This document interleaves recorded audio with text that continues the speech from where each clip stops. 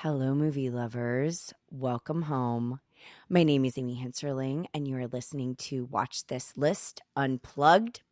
This is the Amy's Progress series, wherein I am choosing religious / philosophical existential films in my journey to become a more whole, better individual. This week, I have chosen one that my buddy Marc Dottavio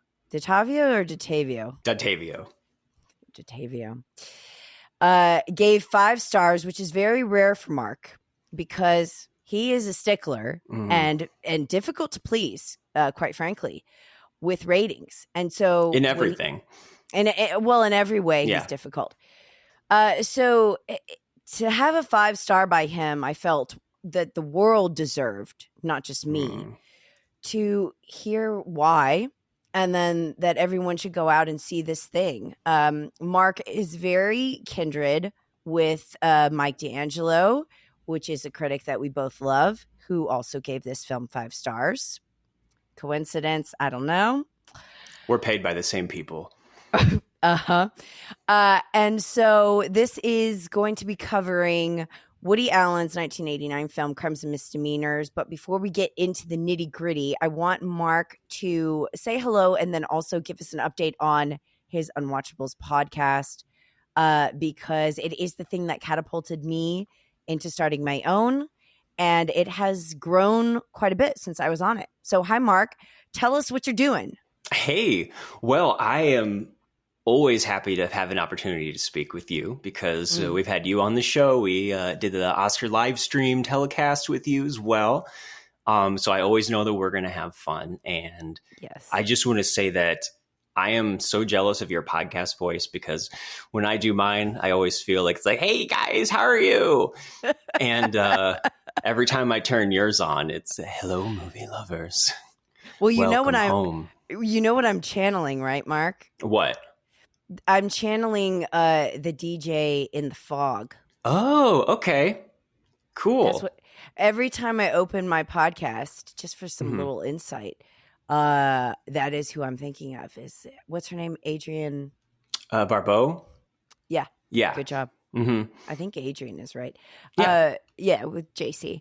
But yeah, that's sort of who I'm thinking of. So high praise. I was thinking maybe the DJ Elias Codes' character in Exotica. Exotica? Yeah. Wow. But that is high praise. All good role. But yeah, I feel like welcome home. Like, yeah, I feel like I'm at home now.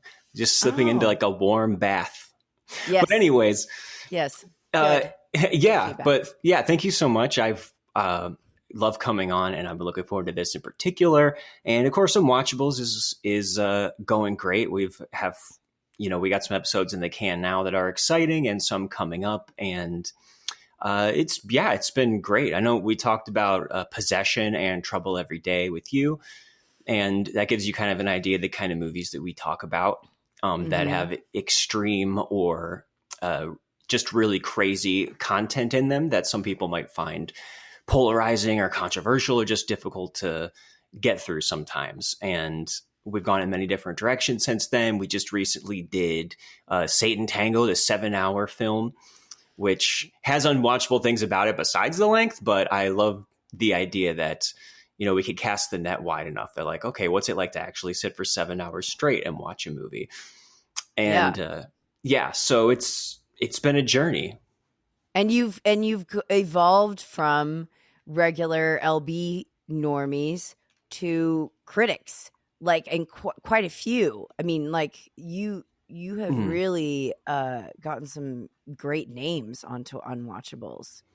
Yeah, we've had a big straight line of them lately. So the names are escaped me, but we did start with Mike D'Angelo, and we've had Matt Singer and Richard Lawson for Vanity Fair, and Charles Bramesco and Scout Tafoya. And I don't know, anybody who is really into film criticism like we are would probably know a lot of the names. And it's, there's some people that have politely declined or not responded, but for the most part, they've been pretty good about, generous with their time and wanting to come on. And especially now that they're like, oh, well, everyone else I know has been on the podcast now. So I guess it's time now. Very cool. And, So, and yeah, I was just thinking, of a character in this film.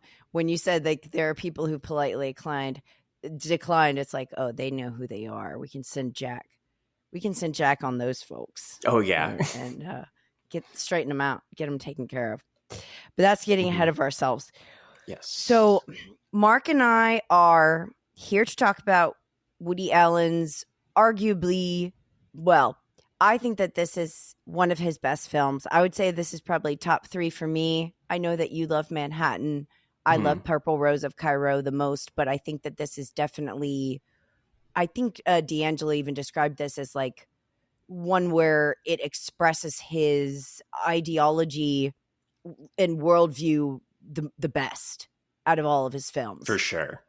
Right. Like this is what, if you want to know what he thinks or how he sees things, Crimes and Misdemeanors seems to be sort of a key for that. Is Manhattan your other favorite, or is... I think that's yours, isn't it? Yeah, but you said it was in your top. This was in your top 3. So what else besides Purple Rose? I love Broadway Danny Rose. Oh, that's great. Yeah. Yeah, I like that a lot too. That one's just so fun. And I like Mia Farrow being a totally different type of character. It's really fun to see her a little bit more sassy. Yeah. And he has so many movies that it's crazy. I'm sure you'll talk about this, but prolific. I looked through Letterboxd and it turns out I've seen 33 of his films, which I would think is probably the most by a single filmmaker that I've seen. And there's still like 20 more to go, because he was putting them out at a clip of 1 every year for a long time, like with hardly ever a year off. And sometimes maybe even 2 would end up coming out in the same year. So that presents its own problems, I think, as his career went on. But for a while there, he was on such a hot streak that I think Crimes and Misdemeanors is either right in the middle of or towards the end of.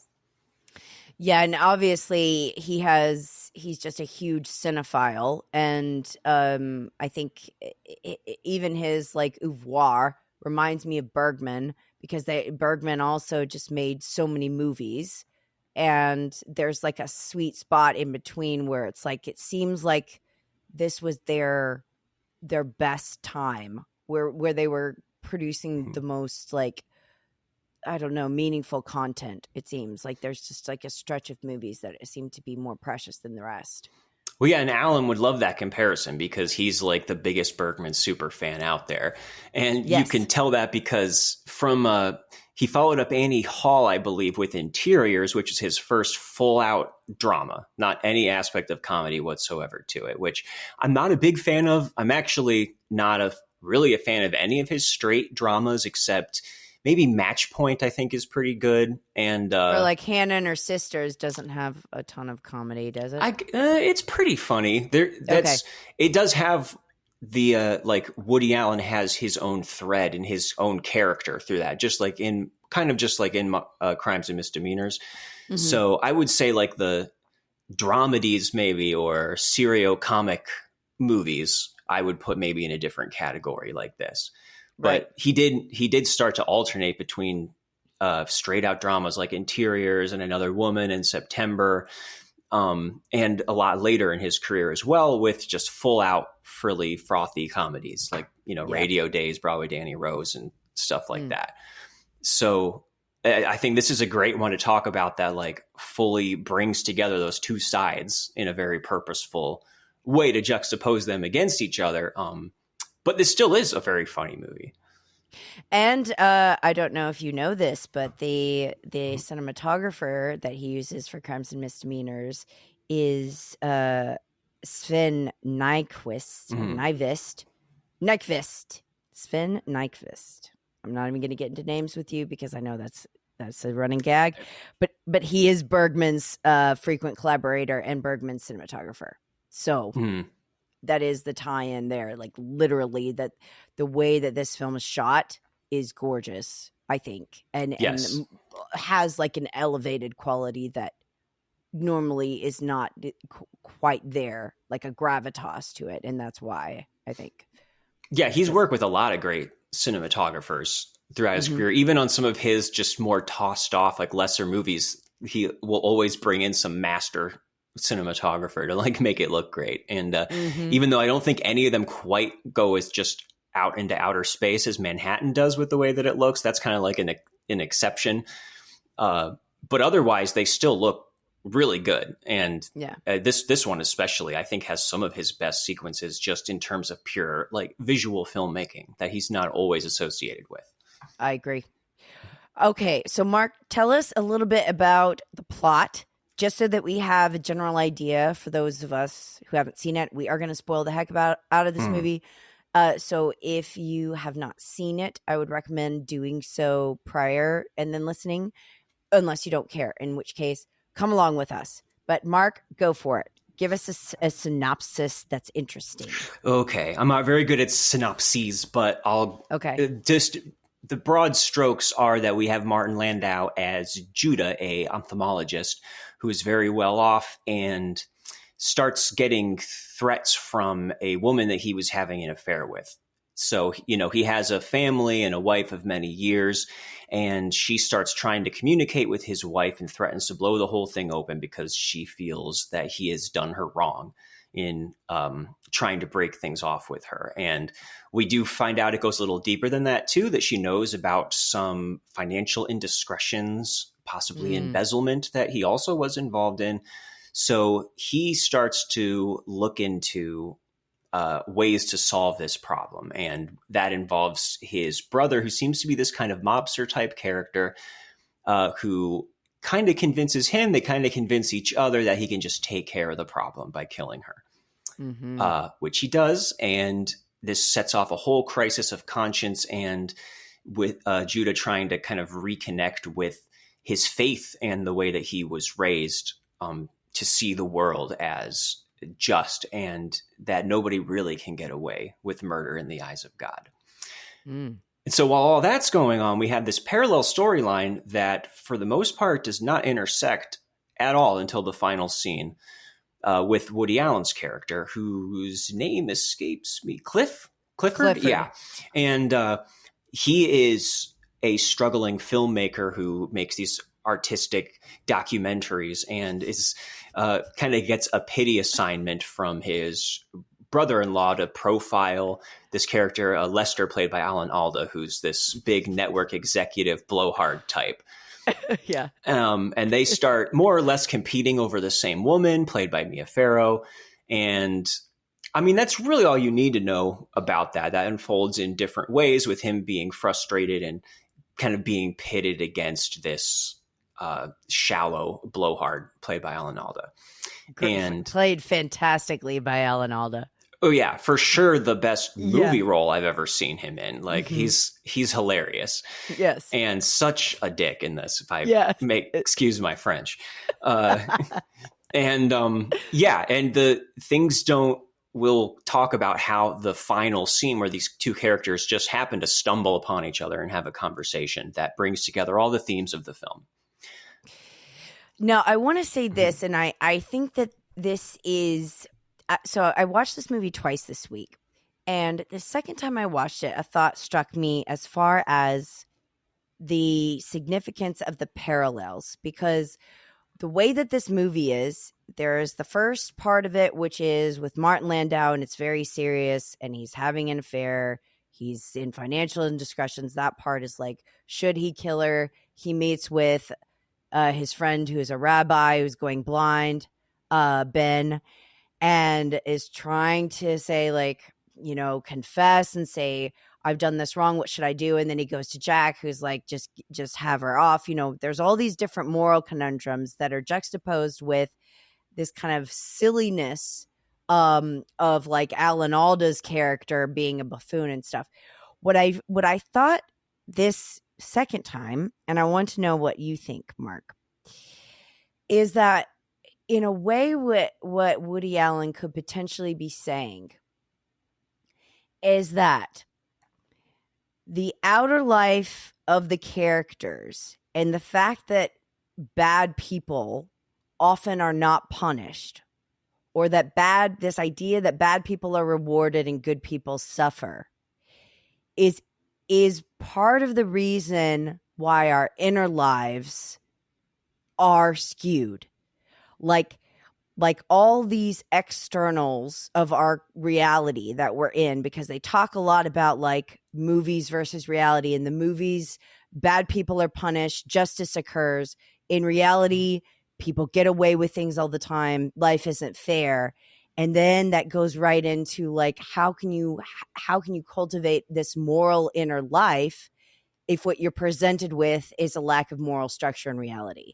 So I wonder if that's why Woody Allen is paralleling those two seemingly disparate plot lines, because he's saying how we feed into each one. Yeah, and I want to compliment the film for not having there be all of these direct juxtapositions and making an obvious point about, all right, now this scene is reflecting what's happening in the serious part of the movie, and this one is reflecting what's happening in the comedic part. Right. It does come close, mainly in that we will have these cuts from the Landau's character storyline, like about him having an affair, and then we'll cut to Woody in the theater watching a movie where the characters are having an affair, and then we have a direct cut to him watching a movie where they're planning a murder.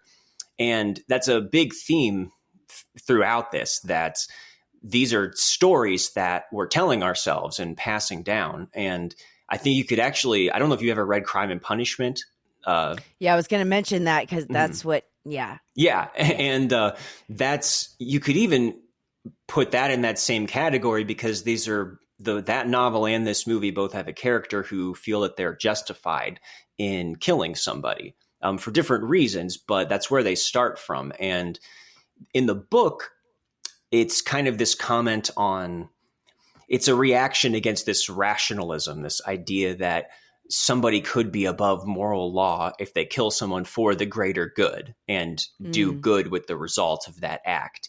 And the book goes on for him to have this major crisis of guilt and conscience and everything going wrong until he eventually repents and confesses and admits that he can't go through with it. And it's a very explicitly Christian type ending. Like there's an epilogue where there's this redemption that Raskolnikov is experiencing while he's in prison. And just to get to the spoiler territories here, the non-Woody part of this, the one that that Allen is juxtaposing with what his character is watching on screen with stories in movies, is the opposite happening, where the guy's bothered for a while and then he slowly just kind of gets on with his life and is able to enjoy it. And that it's only in the movies where things are guaranteed to end up this way. Exactly. And it's I guess that seems to me to be the main thing here, as a part to, the movie does dive into exactly what the implications of that conclusion are. But the other aspect, I think, is comparing this to the stories that we tell ourselves about this, which you could look at in a religious way as these are religious teachings and parables. Or you could look at it in a totally secular way too, of just murder will out, as they say, as Shakespeare is quoted in this movie, that you're always punished in one way or another, whether it's in the afterlife or you breaking down, here in real life. And this is a stark illustration of, this is what it looks like when that doesn't happen and that breaks down. I have to quote. So I read Ebert's review, and one thing that he said was so poignant. I have to actually read it. It's short, but this illustrates exactly what you just said. He says, for Martin Landau, the performance is a masterpiece of smooth, practiced diplomacy as he guides through life and leaves his problems behind. Landau is never more effective than when he is shocked and dismayed at his own behavior. It's as if he's regarding himself from outside with a kind of fascination. He sees what he does and does nothing to stop it. In his own world, he is the eyes of God. So to me, what the movie is also saying is, they keep doing this eyes of God thing. He's an ophthalmologist. The rabbi is going blind. Bit on the nose. Yes. But, that's fine. But yes. Angelica Houston's character says that the eyes are the windows to the soul. And when she dies, she feels like you could look and see her soul. But at the end, when it's like he's looking through and seeing there are no repercussions, he doesn't get caught. So it's like the eyes of God watching us is like his version of God is somebody who just sees wicked and does nothing about it. Like sees terrible things happen all the time, doesn't intervene. There is no justice. Like the at the Seder scene where she says, might makes right. You know, if you get away with it, what's the problem? Like, so that's a very strong philosophical stance, I feel. Yeah, for sure. And we get in the Woody part, another one of the more direct comparisons is there's this philosopher that he's been documenting that he wants to make this passion project about, who it talks about a lot of these interesting things. And it talks a lot about this moral structure that keeps getting brought up and everything, and seems to be like someone who has it figured out, possibly from a non-religious perspective. And of course, one of the big developments in the film is that he dies by suicide. And it turns out that, as Woody says, this guy is just always saying yes to life, and today he says no. And, right. It's just like a total disillusionment moment when he's on the payphone, and it's just like he's told that this Professor Levy, this guy who's spouting all of this wisdom, who he really looks up to, killed himself, or he just jumped out the window. And it's like, oh my gosh, like if this guy kills himself, what do we have? Like, what do I believe anymore? Like, do you discount everything he says? Or is there value to the truth that he says, even if he went completely in a way against it? Right. And I don't think that I think the movie is leaving a lot of that stuff open, that, part of that conversation at the Seder is, like a debate over these things between his relatives. And one is saying that, having faith is just a gift, like an ear for music, that it's a beautiful thing. And I wish I could believe, but some people just can and some people can't. And one of the things that whoever his dad or somebody says is that I will always choose God over truth.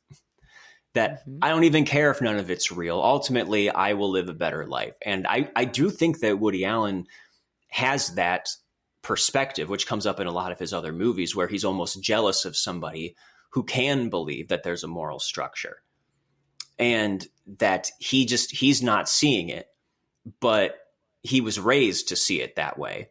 And I don't think he necessarily looks down on people who have faith.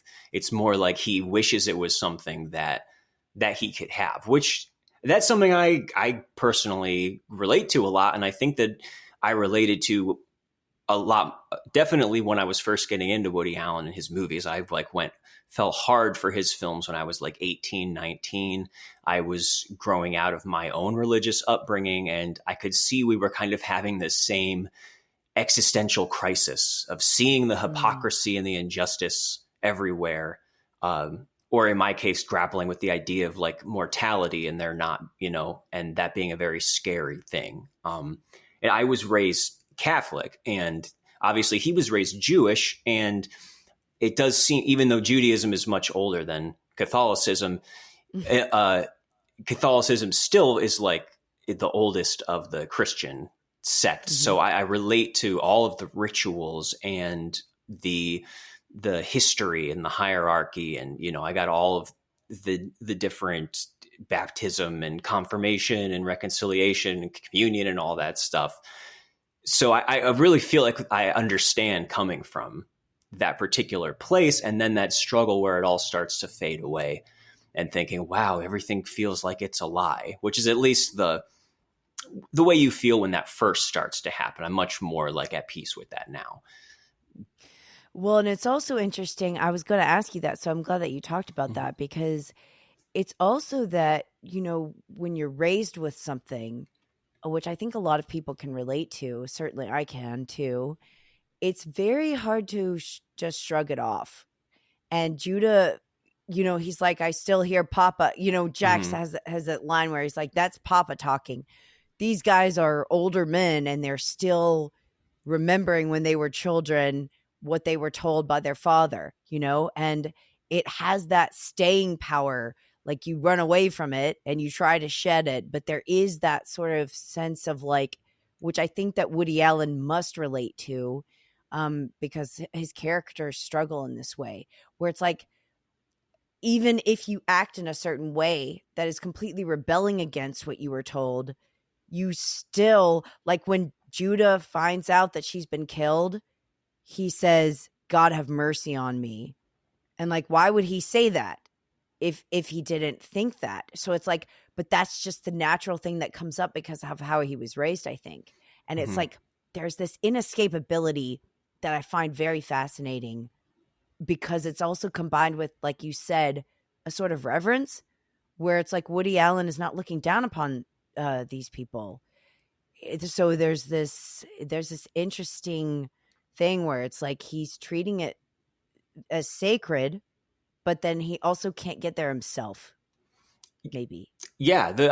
All the characters in this movie talk very openly about their philosophical approach to life and what everything means and the difference between how they see things, what other people see things, which, a lot of his other movies, it can bother me when he will tend to have the characters just spout out the themes constantly and bluntly spell everything out. I think that works a lot better here because this is what everybody is openly grappling with in a literal way, as opposed to, speaking the buried themes out loud. So when he says something like, God is a luxury I can't afford, that's a very powerful line of way of looking at it, where he's acknowledging that this is working for other people, but right now this is not something that's going to work for me. And it looks like this is what's funny is that he starts out the film being disconnected from it. He describes himself as a man of science and that he's drifted away from his religion. And it's him committing this crime that has suddenly awakened everything. And he suddenly starts flashing back to his childhood, which I think is handled so beautifully, just visually, the way he walks into these flashbacks throughout. This whole movie is so fluid in how it goes between the two stories and in and out of flashbacks and in and out of visions and imaginary conversations. It's kind of incredible. And how you're saying that there's distinct perspectives without being preachy, which I like. It's like he stumbles upon or makes these conversations happen, and then because of the context of the conversation, it's natural that the person would just express their worldview, as opposed to shoving it down our throats. It's like he's giving Ben the eye exam, and Ben's a rabbi, and he says, may I confide in you? And then he tells him his situation, and then the rabbi recommends okay, you've done this wrong, confess it, hope for understanding. So that's one way to go about this. We all have moral choices. Here's one choice. You could confess it. And then when he sees his brother Jack's like, I live in the real world.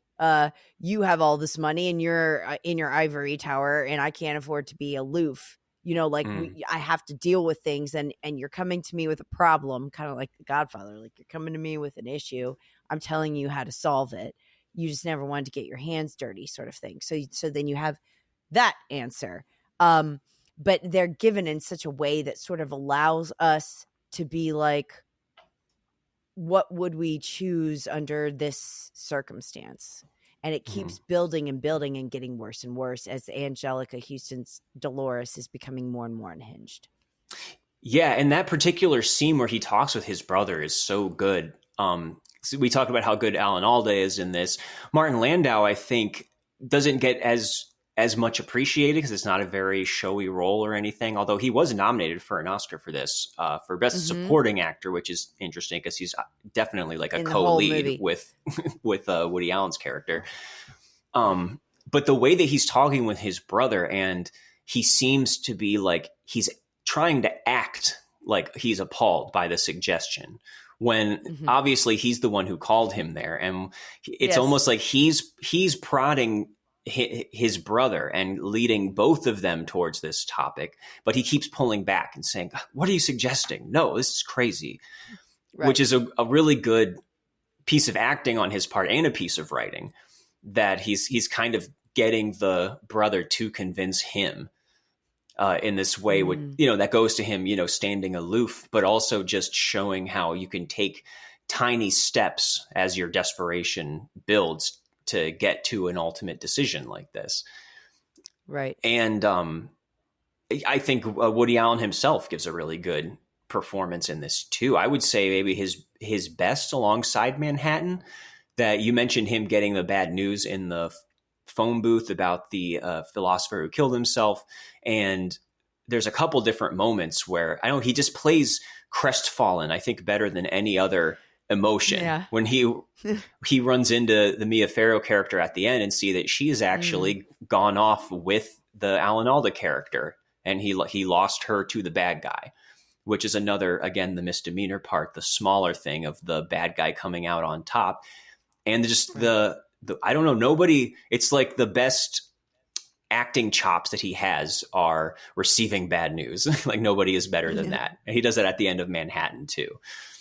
And it's that disillusionment and just like, I thought I knew this person, or I thought I had a handle of what was going on. But that's the other theme that's running in this thing that intrigues me so much, especially because we're cinephiles, we love movies, is he is filtering his whole life through his love for movies and through watching them and, going in the afternoons and taking his niece and seeing them. And so when things don't line up like they would in a movie, he's like shocked. It's almost like it's like a bad side effect of loving fantasy so much, almost like Purple Rose of Cairo in a way, where you get so accustomed to seeing things work out, or that, things are linear, and then life is so much messier, and then you don't know how to deal with it. Yeah, he takes that to the point where he's getting paid to make this documentary and then ends up sabotaging it by just putting in all the bad stuff to show who this guy really is. So he's constantly trying to, to put truth into art, and it only ends up getting him fired. And you can even tell all throughout, especially the second time that I rewatched it, that Mia Farrow's character is just not as into him as he is into her, like from the beginning. But he just keeps pursuing it with this dream, basically, that if they just got married, he could get out of his unhappy marriage. And it's no coincidence in that final scene when he finally meets with Landau, they don't even know who each other is, that Landau is pitching it to him as a movie plot. That, well, I have a story about a guy who gets away with murder and eventually goes on with his life and is okay with it. And even then, Cliff is saying, no. See, a better ending would be him confessing. Then you have a tragedy, and obviously the ending to conclusion from that is that you have to go to a Hollywood movie basically to find that. Right, and that also alludes to Crime and Punishment, right? Absolutely. It's the exact opposite conclusion. Right. But I think it poses sort of an interesting philosophical question to us. Something that I've been thinking about since I watched it is, can he ever really go back? This idea of like, I read a quote that was like, we cannot be immoral without betraying our truest selves. So this idea of like, if you do something terrible, immoral, wrong, and you get away with it, is there a punishment or not internally? If there's no external, do you think that you can escape suffering entirely from your choices? And I think the answer is kind of, I don't know, as you get older, all you got to do is turn on the news, and you can eventually see that some people can't live with that, and some people sure can. And some of them are straight up sociopaths, but some of them have just gotten to a point of desperation and self-delusion and hardening. It's like a hardened heart, like that, mm-hmm. just like seared conscience. Yeah, and there's plenty of politicians, heads of state who've been responsible for absolutely like the worst atrocities that you could imagine, who, end up dying in their late 90s, rich and never held accountable either personally or with other people. So it's certainly something that's possible. And that's where I think people might turn to religion to say, well, the afterlife, that's when they can't escape the eyes of God. Mm-hmm. And so if you don't believe that raises a classic question. And right. That's something that, as somebody who I would identify as an atheist now, and is the classic question that people ask is, oh, well, if you don't believe in God, then so what's to stop you from going out and murdering people now? Which to me seems like a false premise, I guess, that, obviously you know religious people who may be a lot less conscientious than some people who aren't religious, and vice versa. And, I would respond that rather than it being the dogma, the belief system that made you an empathetic person who wants to, do good towards other people, perhaps you being that way is what makes the belief system appealing to you. And that's that's as far as the correlation really goes. But I think that a lot of, non-religious philosophers will acknowledge that in human nature, we all have selfishness and, tribalism, all these things that are kind of wired into our DNA, and the ability to self-justify doing bad things to other people.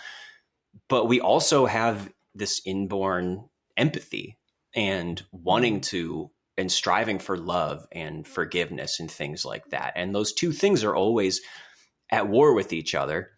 But whether you're looking at, philosophers or literature that doesn't have a religious foundation, they still recognize all those parts of human nature and hold the good stuff up as something to strive for.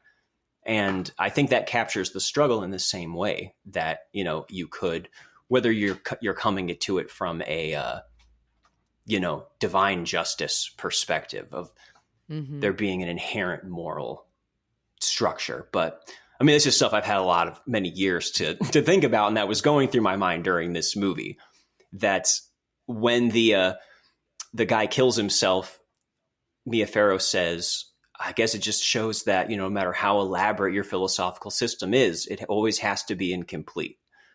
Mm-hmm. That you're never going to get a perfect answer of what is,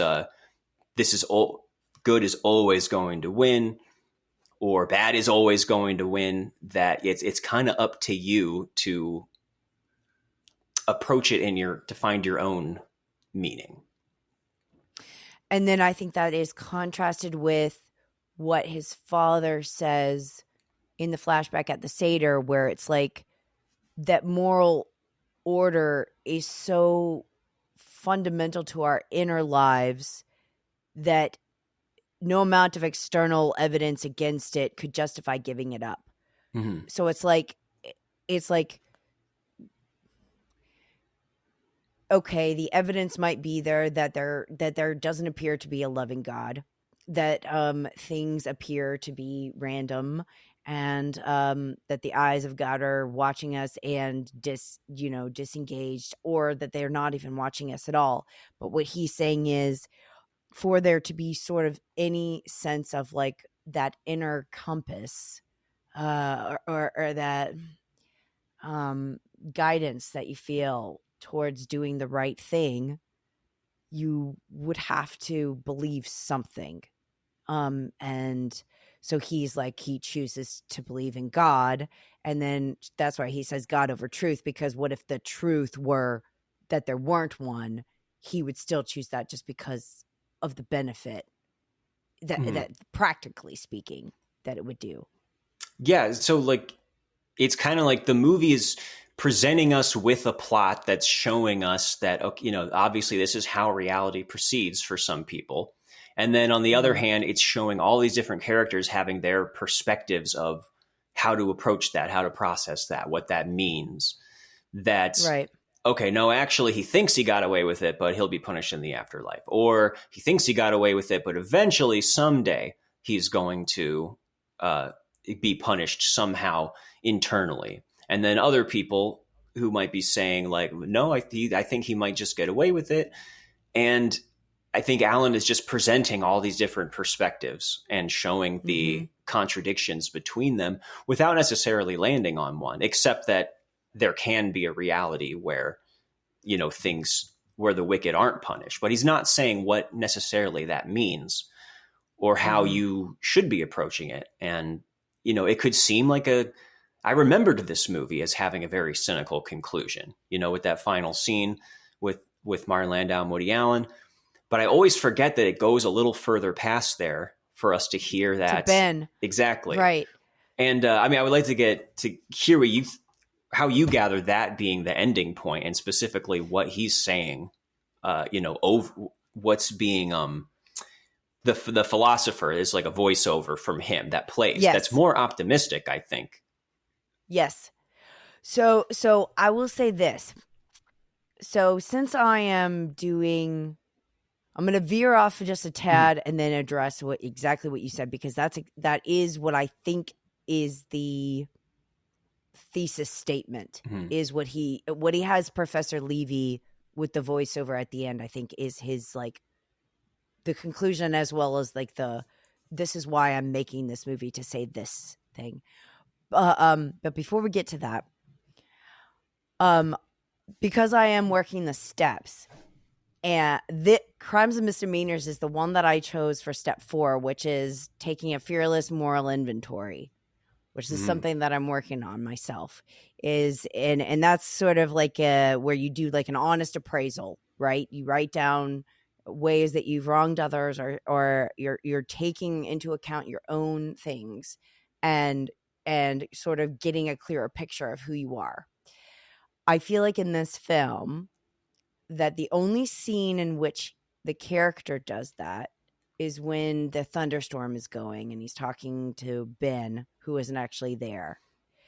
And he's going back and forth and saying, like, maybe I made some questionable moves, when like he has this like slight admission of, okay, a sincere self-assessment where he can actually admit, like, I did embezzle money, I did have an affair, I do actually feel bad about this, like, I think I've done a terrible thing. That sort of like moment of clarity, awareness is just so vital. But it's like fleeting in this film, like it only happens momentarily, and then he decides to go another way. Do you think that from your perspective, and I know that you've done a lot of like thinking on this subject just because of where you came from in your background, and then what you've concluded now, what did you have that sort of process of like, that you have to almost assess your own motives in yourself to come to a conclusion about life at large? Like that those two things kind of have to go hand in hand for you to have like a rootedness in your philosophy. Yeah, for sure. And it's kind of changing all the time, that I'm always open to looking at things a different way. And it's not necessarily like, all right, this is my consistent code I'm living my life by. And I think that a lot of people try to do that, and it's always going to be something that's amorphous and changing and growing. And, certainly I can definitely relate to looking back at, things that I've done, whether it was, how I treated somebody in grade school or high school, like that I look back on and be like, man, who did that? Like, that was just, I can't believe that I did that. And feeling guilty, about it. And, there's always that kind of interrogation of your motives going on. And that can come down to like, I gave money to somebody the other day and then interrogating that good feeling that I have. It was like, man, I'm such a good person. This feels so good. And then it's like, oh no, now that's the like self-centeredness taking over. But at the same time, isn't it good that you feel good when you do something good for somebody else? Like, it's a constant back and forth for me. And so it's like, no matter how great I think I am on some particular point, there's always yeah, but what was I really thinking during that? And then also trying to justify like, oh, I think maybe I kind of dropped the ball there, or I said I was mean to that person, and then trying to justify that, then like, well, but what else was I going to do? Because I got to stand up for myself sometimes, and blah, blah, blah, blah, blah. It's a lot of mental noise going on there. And just like the philosopher says, it's like, all right, I just thought that I had everything worked out, and now I've gone out the window, as he says.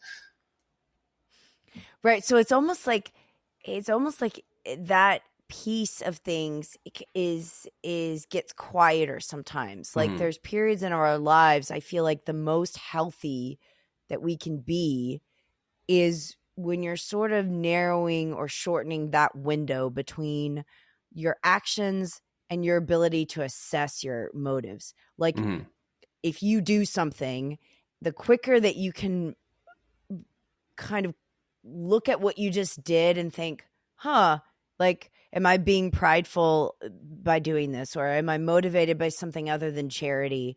Did I just do that to feel good about myself, or did I really mean it?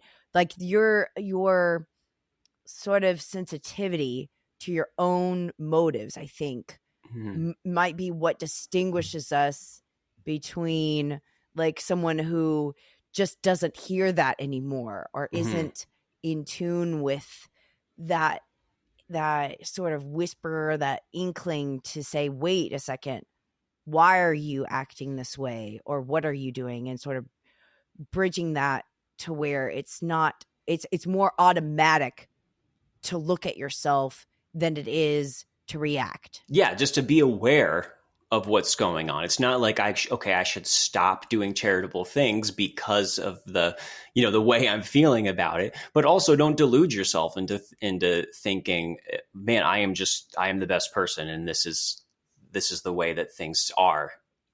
And exactly, I think Woody Allen is a lot like that. Maybe not in his personal life to get from where, what kind of person he may be in real life, but the way that he would express these ideas in his films around this point, I think are full of self-doubt and self-interrogation. And that's something I relate very strongly to. I never feel like I let myself get away with anything, even if it's, doesn't mean that it always reflects in my behavior, but I'm always thinking about it and unsure about things. And he's also always talking about like double lives as well. A lot of times it's like, by exposing Alan Alda's character, Lester, he's also commenting on just the hypocrisy of that this person, in Lester's case, was so self-deceived that it took him seeing it on a screen to then at the end at the dinner party be like, am I a phony? And, that to me, like him asking that is quite profound. Like he kind of means it in sort of a silly way, but I think actually it made him think, like to maybe momentarily, maybe, it didn't go anywhere, but he did say like, am I a phony? So there's some awareness there. And then there's some awareness that Woody Allen's character Clifford gets when it's like, this person you put on a pedestal is not at all who you thought. So it's like reality is always trying to help you get the picture quicker. But the more that we ignore it, and the more that, like you said, that self-justification goes in a loop, it's very difficult to see what's in front of you. Yeah, definitely. And so I think we're back time-wise into that final scene then to get into, where it goes after. So where were you? Like, how did that where did you come out with at the end of the movie, specifically with what happens after this deflating realization? Right. So he has the deflating realization. Then Judah comes in. Martin Landau's character comes in, pitches the idea for the film. He's like, oh, this guy had this person killed. And then he awoke from a slumber and everything was fine and he was prosperous and went on his merry way. And then it cuts to Ben, who has now gone blind, at his daughter's wedding, dancing with her, and Professor Levy comes on to the voiceover and is basically like, we do the best we can. There's some platitudes that he gives. I wrote them down somewhere, but isn't it something like, we're trying the best that we can, and bit by bit, like, we are at least attempting to live in love. Mm-hmm. And it sort of ends on like this hopeful note of the only good character in the film is the rabbi, and it ends with freezing on him, and then the only good voice was Levy's.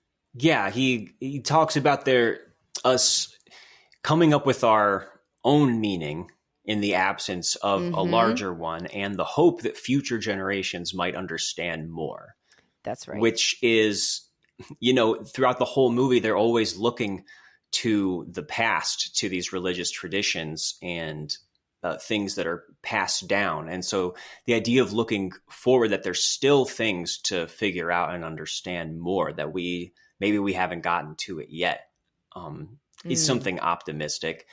On the other side, we're hearing these words from a guy who had just killed himself. So that tempers it a little bit without it being overly optimistic. It's kind of that feeling that I get when I watch, when I watched Memoria, oddly, where the ending is like, gives you this sense of your smallness in the universe, like that there's things that are beyond, and there's like, there's this realm, otherworldly phenomena that's going on that you can't put into words, and you just sit with, and you're kind of like very moved and you're awestruck, and there's just no explanation for it, but maybe we just, like, there are these things that we don't know. So when you say, like, that there could be things in the future that we don't understand for future generations, it's like that feeling of like, if you come to a point in your life where you say, is this all there is? What else is there? And start contemplating in that way, it does sort of open up, oddly enough. And your world isn't as small just by contemplating it. Yeah, and just recognizing that people in the past for thousands and thousands of years have been struggling with these exact same questions, and they're going to continue struggling with them. And you're not just lost here alone in the present, missing the point that everyone used to get or are going to get in the future. It's always going to be something that we're negotiating and trying to figure out, and probably getting nowhere with. But again, we're aware of it. We're interrogating it and looking at it and not being in perfect certainty, just like we were talking about. Yeah, I will also say something else that just occurred to me too. And this is another, I think, point of the film, is that there's a line that Judah says where he says, it's hard to get the heart and head together. And mine aren't even friendly. Yeah, right. That there's also this thing going on where he has his mistress murdered. Okay. There's all these flashbacks of them being happy together, falling in love, the Schubert piece of the sad one, that there was genuine affection there. They did have a connection. That like the idea that he could kill her just also expresses this tension between what you feel and what you should do, right? So that's another thing that we didn't even touch on that I think is rampant in this film too, which is like, how do you get your heart and head aligned? Yeah, and of course, hearing Woody Allen say lines like that is another thing that's hard not to jump into real life. Anytime that he's talking about, oh man, sometimes the heart just wants a crazy thing and your head can't stop you. It's like, yeah, that thank you, sure Marc. is, buddy. Yeah. Awful. But yeah, no, not to derail with that horrible thought, but yeah, for sure. And those flashbacks, I think, are a really great way of helping to humanize Angelica Houston's character, as opposed to just always being this unstable, vindictive, person who's threatening to destroy his life. That we are seeing the better times that happened before. Right. And I think that's important here.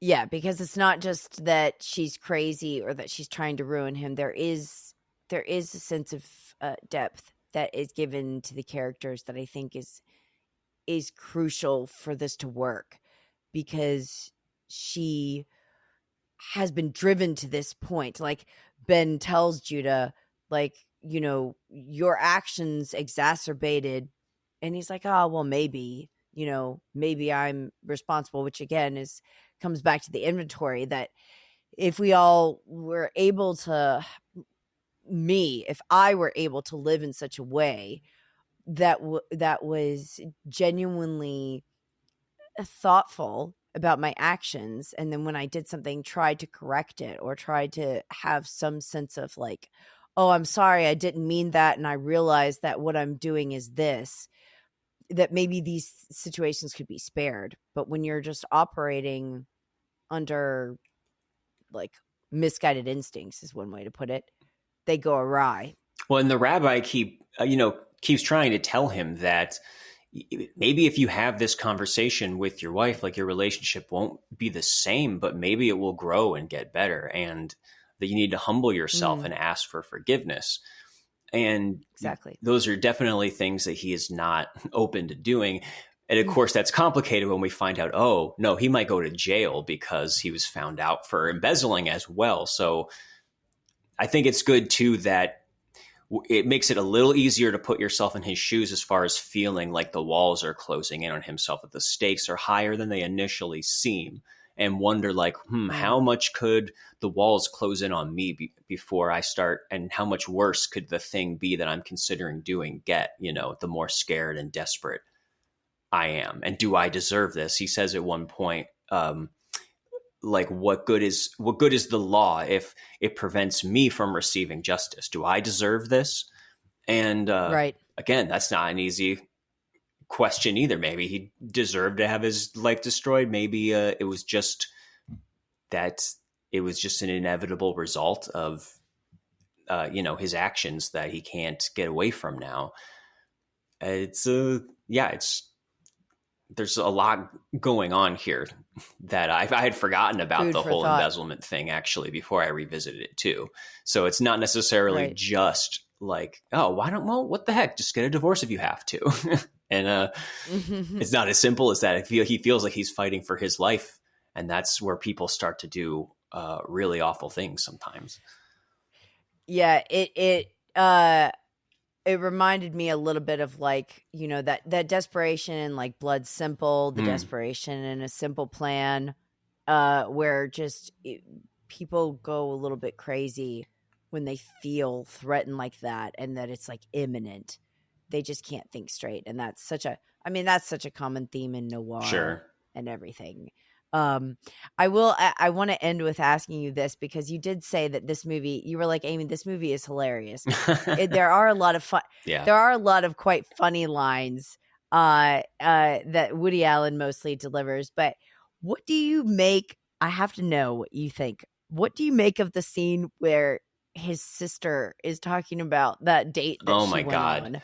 Because that seems to me the outlier here, other than just to say how things are not as they seem, and that people are very, like, you think that they're a certain way, and then they're completely not. I don't know if that's what that is saying, but I have to know what you think, because it is in that unwatchables category where it's like, oh my gosh, what the heck is this? Yeah.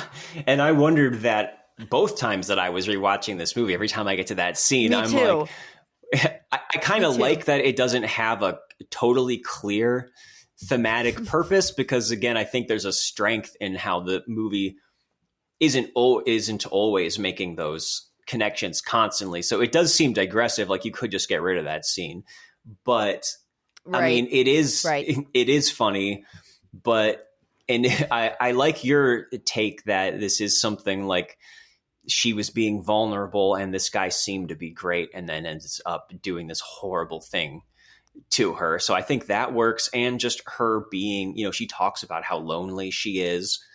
And she even says to Clifford, like, you wouldn't understand. You have your wife. It's so lonely out there. And then we immediately get a scene with him and his wife showing that that's not an appearance that is realistic either. So that's about as best, I guess, as I can do with that. It does seem a little bit like a scene maybe he had sitting around. He could have put in like a number of different movies that he just decided, all right, we're going to put it in this one. Like I could see that happening in Hannah and Her Sisters or something. It's just so there's several lines in this movie that are so deadpan, and he says this outrageous thing, and then his wife's like, okay, I have to get up in the morning. Yeah.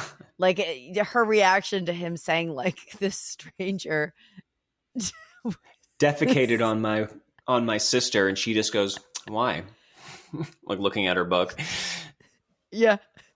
And then she's like, well, I have to get up at 6. And he says, is there any answer I could give to that? That would be satisfactory. Yeah, right. She says, why? And he says, is there? And he's just so defeated. Again, crestfallen Woody is the best acting he ever does, I think. Yeah, and there's a great line where Mia Farrow is talking to Alan Alda, and he says, he's so full of it, but he's like, I just love mental stimulation. And she's like, have you tried shock therapy? Oh, yeah. So there's just so many, besides this movie just being genuinely challenging, mm-hmm. There are so many funny one-liners or back and forths that you just, I don't know. I know that a lot of people have not controversial, but they have a discomfort now with Woody Allen films, which I understand. But there is a sound to them and a cadence to them where you just know that's like Allen speak. And I do enjoy that kind of like what you're doing with Hartley right now. Mm-hmm. I enjoy when you can hear dialogue and know the director, like, that is one of their films. Mm-hmm. There is a certain joy and pleasure in that. Yeah. And especially if you're keeping up with his career and you've seen 20, 30 plus of them, that sometimes I have to remind myself, because in the weaker films, it starts to bother me. Like, everybody sounds like Woody Allen, like all the different characters do. And there's a tendency to have like these one-liners that you can imagine being in his like old stand-up act that he's eager to put into the scripts. But when he's operating on this high of a level, I think it all works. And that's a great comparison that you brought up, whether it's, if I just remind myself like, okay, when I'm watching a Hal Hartley movie or Whit Stillman or even Wes Anderson or Quentin Tarantino, where it's easy to imagine the director or the writer saying those lines themselves or picture them writing it because it's so linked to their voice, that Woody Allen isn't, he's not any different from that. Sometimes it works better than others, but here all the different characters get to have these lines. And when you have somebody like Alan Alda, just the way that he delivers all of his bullshit about if it bends, it's funny. If it breaks, not funny. And just like the way that he says it, the first time he says, comedy is tragedy plus time. There's like a pause. Tragedy plus time. Like it's the most profound thing that he's ever said. Like it's hilarious. Yes. And it reminds me of, you just reminded me of your Ed Wood impression too. Because that's how when you were talking to me about Ed Wood, it's like that, except for that sincere, but it's like that over the topness of just like, right. Really? Worst movie ever made. Well, the next one will be better. Right. But that's kind of an opposite, but still. Right. Okay, so yes, lots to ponder. I hope that Mark and I have given everyone solid food for thought. Crimes and Misdemeanors is definitely worth seeing. It is my dad's favorite Woody Allen. I watched it twice this week, and I thought like I could have watched it again. It's excellent. Mark, thank you for being on here to help us along with your 5-star. Absolutely. Goodbye, movie lovers. Goodbye. We will see you at the movies.